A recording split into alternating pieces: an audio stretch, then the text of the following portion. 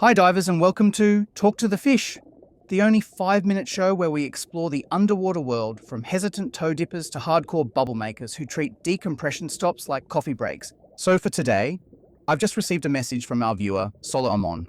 I'm getting quite flat out worried watching divers pinch and squeeze their noses during ascent. Are they trying to stop a sneeze? Do they think to be in a library? This is a pressing issue you were talking about. Now tell us about this Valsalva technique during ascent. Why is it making your gills flutter nervously? Oh, don't get me started.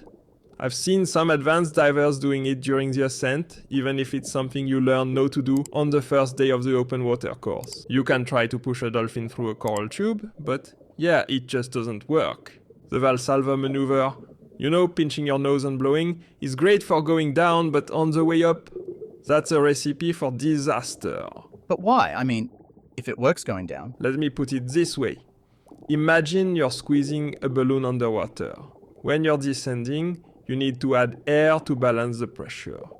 But when you're coming up, that air needs to escape naturally. Like the herring farting all night long? I was rather thinking you after a beer. Anyway, the air needs to come out gradually. If you're doing Valsalva during ascent, you're essentially trapping that expanding air in your middle ear, since you blow in the same time.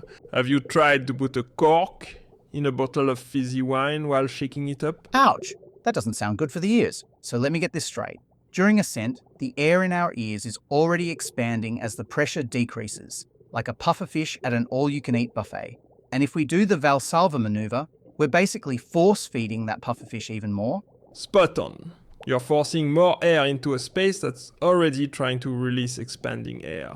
I mean, don't inflate a balloon that's already about to pop. Right. And I'm guessing our eardrums don't appreciate. You could get a reverse block and damage, or worse, rupture your eardrums. And trust me, nobody wants to experience a Pop Rocks concert in their head. So what should divers do instead? Just swallow or do the gentle jaw wiggle. Going back down a little bit will help as well. And I like to tell my students, be a jellyfish, go with the flow. Ah yes, the good old swallowing technique.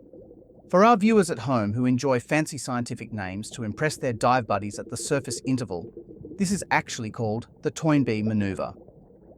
Named after the distinguished Dr. Toynbee, who probably spent way too much time watching people swallow. It's simple, effective, and bonus point. No forcing and no weird facial expressions that'll scare away the fish. You just swallow naturally, and those eustachian tubes of yours will open up and lets that expanding air escape. I see someone's been studying their diving physiology between takes. Clownfish are smarter than octopus, and I believe in this lie. Divers, just remember, don't force it. Your body knows what to do. Yeah, just like my body knew what to do when I tried salsa dancing with that Spanish dancer shrimp. 3 weeks of physical therapy later. Seriously, folks, Valsalva is a one-way street.